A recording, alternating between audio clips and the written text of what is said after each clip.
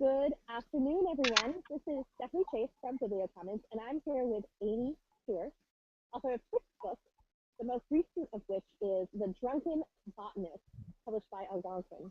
And this is a special treat. We've been doing a series of online programs BiblioCommons has throughout the summer, just kind of experiment with online programming and show some of our libraries how easy it could be to do programming online.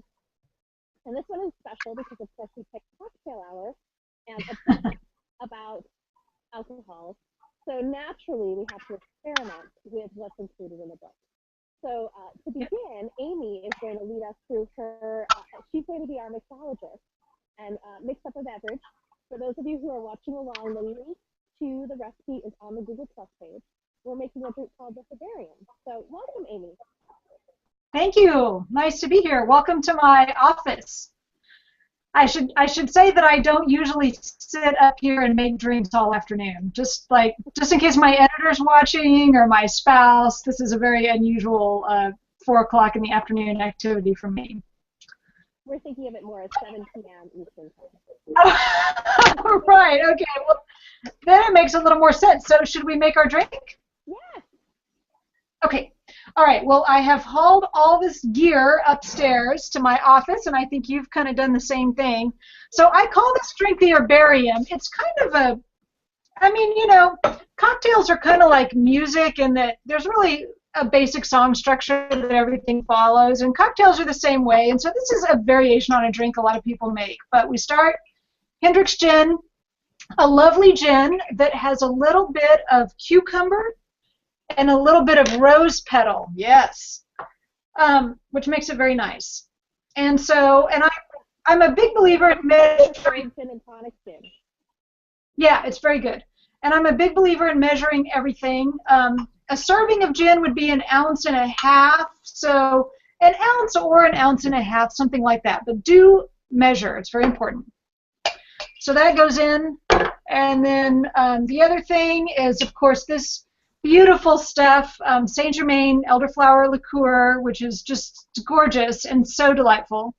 I was out. I had to go get a new bottle. But it's just wonderful. It has this amazing floral, fruity smell. And I'm just going to put in 1/2 ounce of that.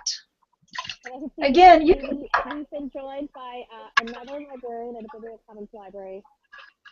And her cat. Hello, Kitty. So, okay, so there he goes. Game day in Seattle. Nice. All right. Are you drinking with us? Yes. Do I need Saint Germain and gin? Yeah, go get it. So I'm putting in some cucumbers, just slices of cucumbers into the shaker, and just some chunks. How many cucumbers do we need? Oh, I don't know, just a few, like 3 or 4 or something. It doesn't really matter. You can be imprecise with this part. Okay, it could be the slices like this. Some chunks of cucumber, yeah, and some basil. Okay. And you can go ahead and add some lemon too. I didn't bring my citrus squeezer upstairs, but I'm not a big fan of a ton of citrus in drinks, so I'm just going to put in like 1/4 of a lemon, but you could do 1/2 a lemon as well, and you'd be good, something like that. And then I have my nice muddler here that I got at Tales of the Cocktail when I was doing research for the book. So then you just research. This was the best book to research. There was a lot of booze-related travel. Everyone offered to come along and help with the research, unlike when I wrote a book about earthworms and no one wanted to help with the research. But with this one, everybody did. So basically, you're just sort of crushing up the gin and Saint Germain with the cucumbers and basil, and that's it. And then I'm going to pour in my ice, which is rapidly melting, so it's a good thing we're doing this. Yay! And I have to say that when I got this book, I was absolutely and completely and utterly thrilled that your research included the violet liqueurs, which are my absolute favorite thing in the world. Yeah, me too. I love them. So, shake this after I muddle it.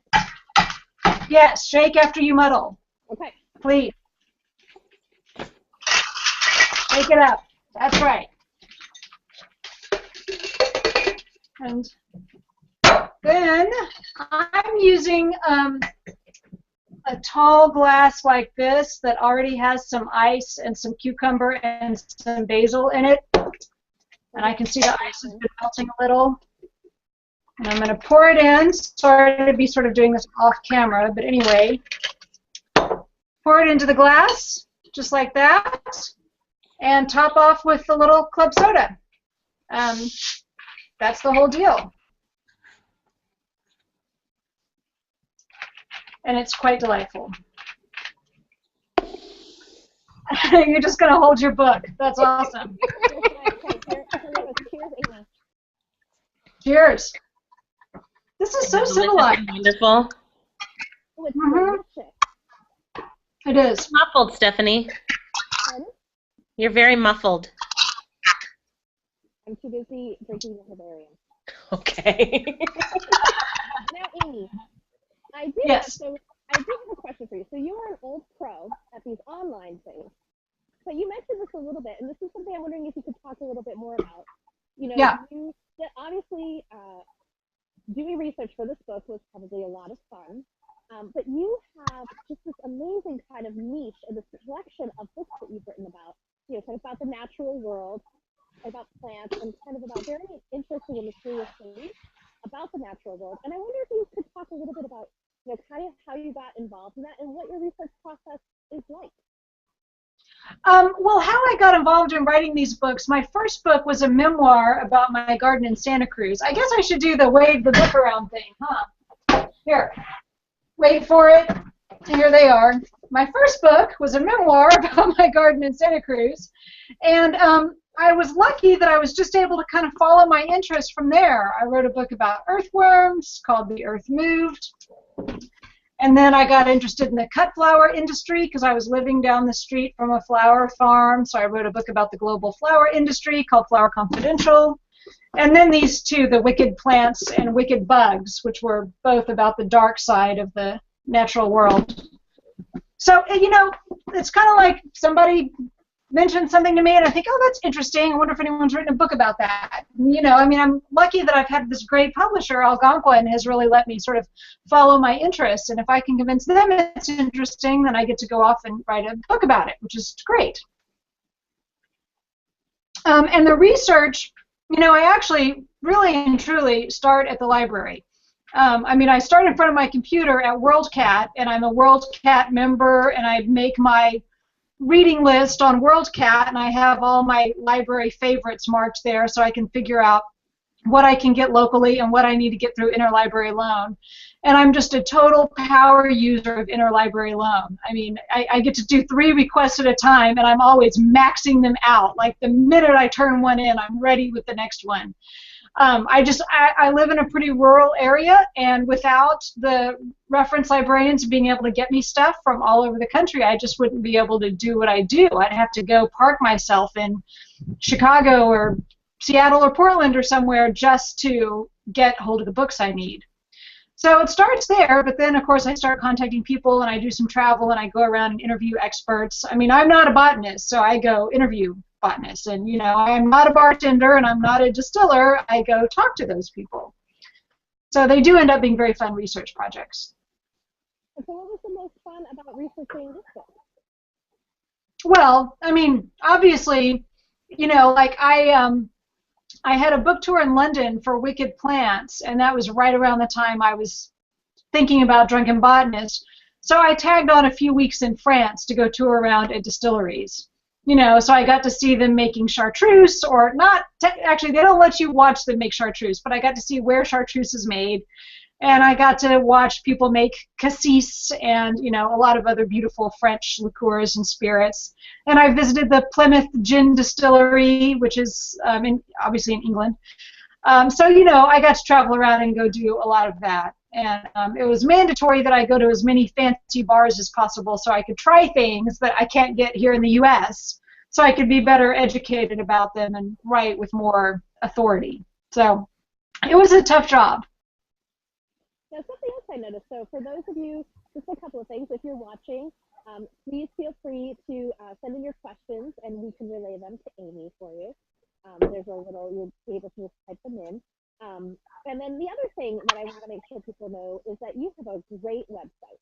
So first of all, you are a little bit of a modern Renaissance woman in that, you write, you do cocktail readers advisory, which I would like to talk to you about in just a few minutes. You own an antiquarian bookstore. Yes, you we're a have bookstore garden and plants. You are a painter, and all of this stuff Yes. you can get on Amy's website, including clips of kind of a tour of the garden you did, your frozen garden for CBS Sunday Morning. But I love your blog, and so what I also love is that you have books and you pair them with cocktails. So I wonder if you wanted to talk a little bit about that. That is, of course, a lot of what we enjoy doing as librarians, not necessarily with cocktails, but pairing readers with books. So Right. what's that like for you? Yeah, well, this is something I started doing on Goodreads. So I'm sure you know Goodreads is a site where people can keep track of what they've read and post reviews of what they've read. And I use Goodreads. I use it as a place to keep track of what I want to read next and stuff like that. So I was already using it. And I just thought it would be fun to do something particular on Goodreads, like to do a thing on Goodreads. But that would be really fun for me and really natural and organic and not something that I was forced to do. So what I started doing was posting reviews of just whatever I was reading. They're not new books necessarily. They, sometimes they're 80-year-old books. They're just whatever I'm reading, and to recommend a drink to make with the book. So sometimes it's a drink that's in the book, like Elmore Leonard's Swag, and the Salty Dog is this drink that's mentioned throughout the novel. So it's like, okay, here's what a salty dog is, here's how you make that. And sometimes it's not a drink that's in the book, but just one that I think would be a fun one to drink while you're reading the book. Like I recently went back and reread Harriet the Spy. Mm-hmm. So obviously there's no drinking in that book because it's a children's book, but it is an awesome book. And so I was like, what would be fun to drink while you're reading Harriet the Spy that would feel kind of, I mean, I hate to say childlike because you're making an adult beverage, but nonetheless something that's kind of, I don't know, simple and carefree and great in the way that Harriet the Spy is great. So that's kind of what I started doing. So they're on Goodreads, and I do them according to no particular schedule, and then I kind of repost them onto my blog as well. And so you said that you're not a bartender, but have you kind of grown your mixology skills, do you think? Do I say that again? That you said yourself that you're not a bartender. Right. But, do you feel like you have grown kind of your own mixology skills yourself, kind of through this whole process? Well, I've gotten, I am a more discriminating drinker. I don't really try to put myself out there as someone who's an expert, and you definitely don't want me making drinks for like 200 people at your best friend's wedding or anything like that. If I have 5 people over, I can be counted on to make a nice drink for them, but that's as far as it goes. But I am a much pickier drinker now, and I will, if I'm at a party or I'm at a bar and they don't have anything really great to drink, I won't have anything. Like, I'm just not going to bother. I've become one of those people. Like, if it's not a great drink, if I can make something better at home, then why even bother with it? So yeah, I'm a little bit high maintenance that way now. So I wonder too, in particular, I think the past 3 books that you have, so The Drunken Botanist and Wicked Plants and Wicked Bugs, they have a beautiful kind of visual. Yes, they do. And I think, very kind of classic looking. And I wondered if you could talk a little bit about that and if you had any role to play in physically look. Well, actually, so with the Wicked books, we knew we wanted it to sort of feel like a little, almost like a Victorian era. I'll sort of put it up here. So it's this beautiful sort of 2-color, and then these are copper plate etchings, and I actually found the artist in Seattle. Her name is Bryony Morrow Cribbs, and she grew up on Whidbey Island. And her parents are artists, and she does copper plate etchings, and she did a lot of weird, crazy stuff about the natural world. So we managed to get her for these. She has since gone on to much bigger and better things. She got an MFA since this happened, and her work is actually at a gallery in Chelsea right now where they're doing a show of printmakers, and she's included in that. So she's much more of a big deal now, but at the time we were able to get her. And these are exquisite illustrations. Nobody illustrates books with copper plate etchings anymore. So we were just so lucky. And then with Drunken Botanist, I did find this artist too. Not the cover artist, but the artist who did the inside work. Her name is Tracy Sunrise Jones, and she's a book designer who's done a lot of stuff with Chronicle books.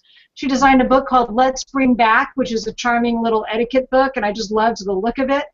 So she really conceived of the whole look of the inside of this book and really figured out ways to just make it really beautiful and interesting looking. The cover artists I can take no credit for. Algonquin found these people, but they're both very well-respected designers.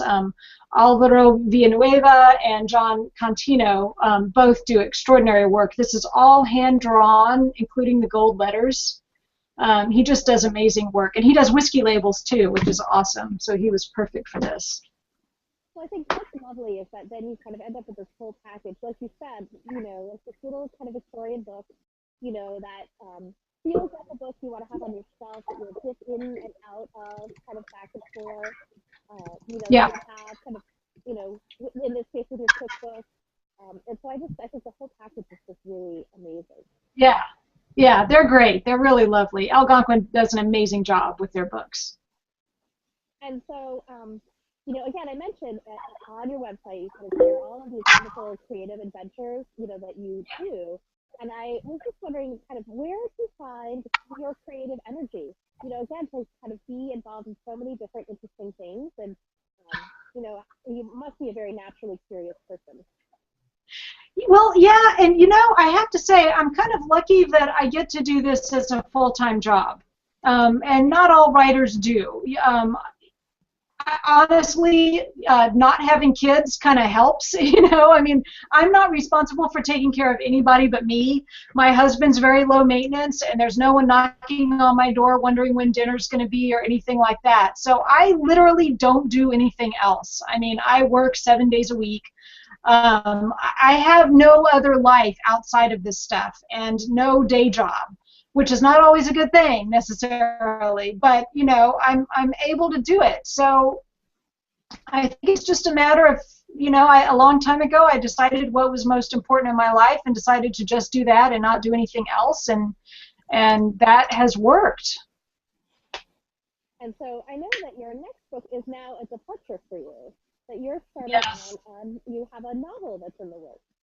I have a novel on the way. Yeah, I just turned it in. It's being copy edited. It'll be out this time next year. It'll be in my hands, and it's based on it's based on a true story that I uncovered actually while I was working on Drunken Botanist. I was writing about a gin smuggler named Henry Kaufman. And before I put him in the book, I thought, I ought to find out who this guy is, make sure he wasn't like a senator or something, because then it's a different kind of story. So I found another guy named Henry Kaufman. I'll never know whether it's the same person, who was involved in a crime in 1914. He ran his car into a buggy being driven by these three sisters, and they got into a dispute over the damages, and it escalated, and he started harassing them, firing shots at their house, sending threatening letters, threatening to kidnap the youngest sister. It was this whole drama. This was all happening in Paterson, New Jersey in 1914. And the sisters really fought back. They learned how to shoot a gun. They worked with the sheriff. They caught him. He got convicted. And the crime changed the life of these three sisters, and they went on to do some pretty amazing things. I'm not sure how much I'm supposed to say about those amazing things because I'm getting into spoilers, but anyway, it's a remarkable story. No one's ever told it. I found out everything there is to know about these women, and they've been completely forgotten about. No one knows anything about them.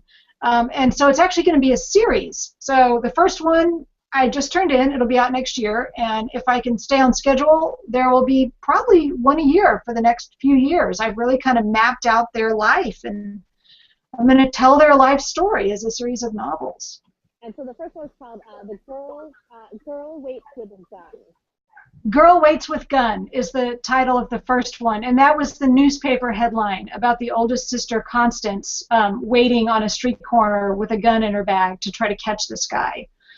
So it's really based on real life. I've got a lot of newspaper articles and things that I dug out of the courthouse and all kinds of genealogical archives.